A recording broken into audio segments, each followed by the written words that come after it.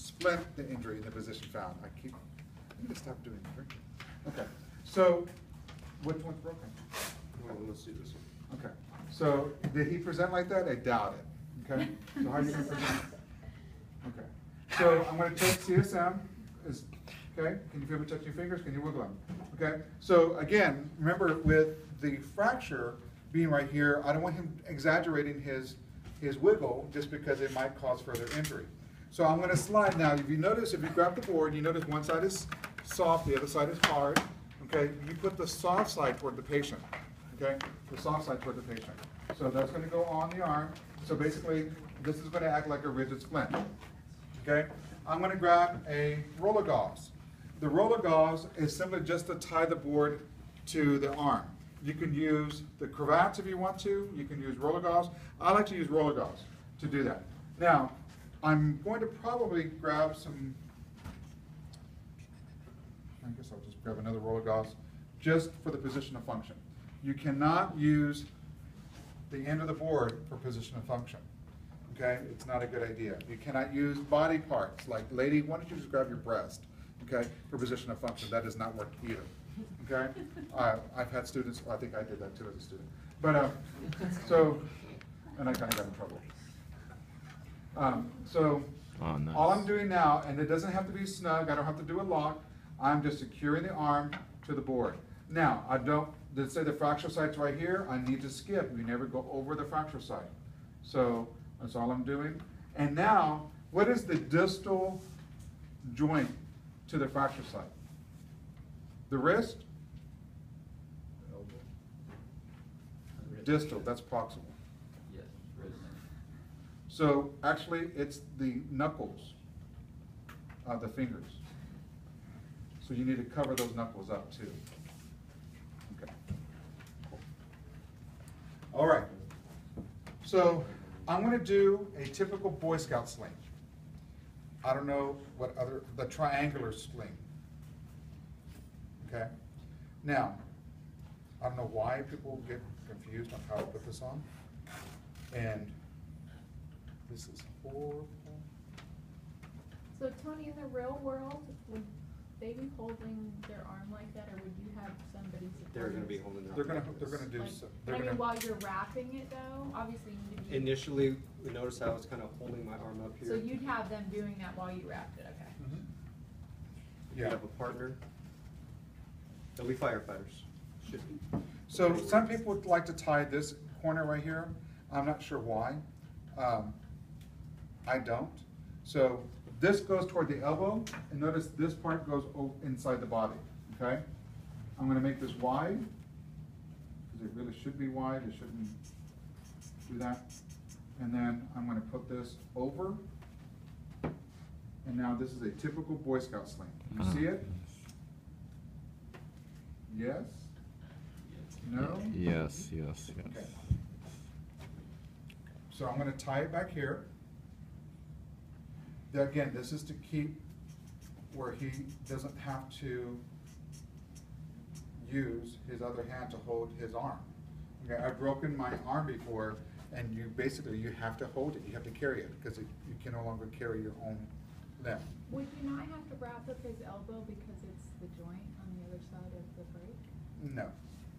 You got to immobilize it, not necessarily wrap it. I am immobilizing this by wrapping it to keep it from moving. What about the elbow though? We're not going to immobilize it. We're going to immobilize it, but we're not going to have to wrap it to do so. And I'll show you. Okay, with the sling. So we're going to do it with swaths. Hmm. There's a couple of ways to do the swath, okay, on this particular splint, okay? Now, you could do a swath that goes across the board. You do not want to go over the broken or fracture site, okay? But you have to be careful because what tends to happen is, and a lot of people will fail, especially with me testing you, is you start off like this, and then when you put the swath and everything, it ends up like this. What's supporting the fracture site? Nothing, because what's between me and my arm and the ground? Nothing. The board should be between the arm and the ground. Does it make sense? And so if it rotates, you would not do well. So be careful with that.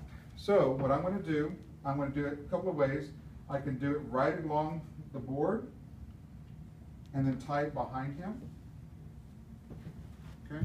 You can also kind of be careful because sometimes it slips off.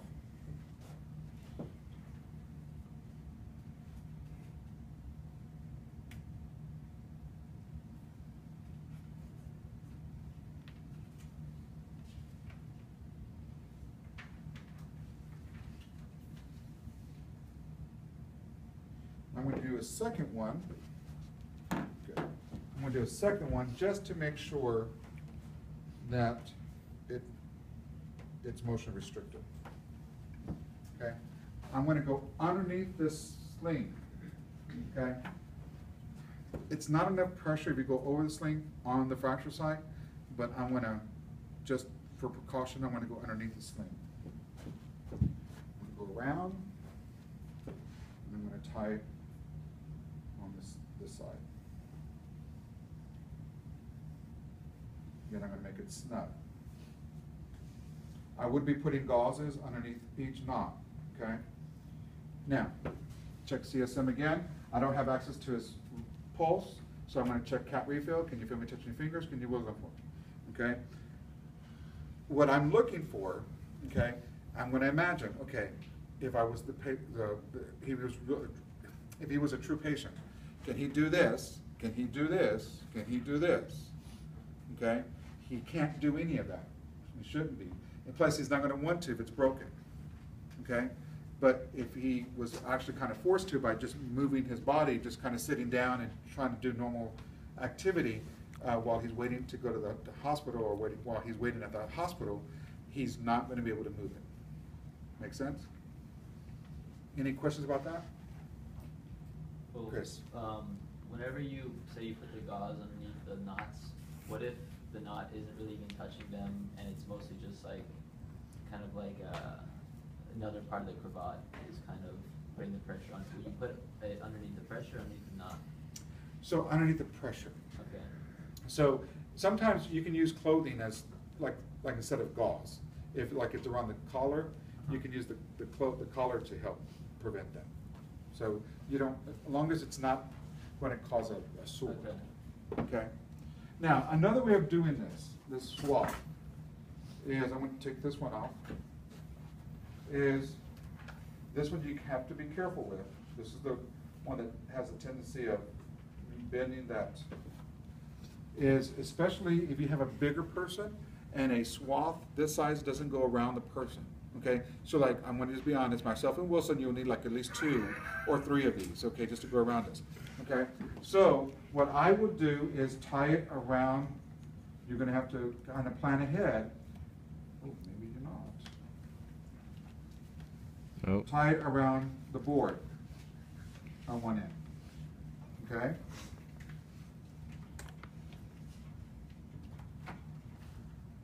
This is an option. You don't have to do it this way. Could you connect to also? Yes. And then you can go around the body. Oops, sorry.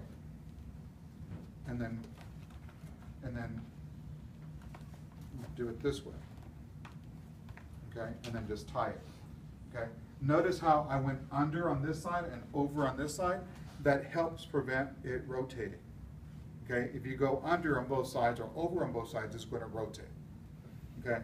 But that's another way of doing that. Again, especially, and there's no knots, which is a good thing. Okay, there's a lot of pressure, but there's no knots. Okay, and so this works as well.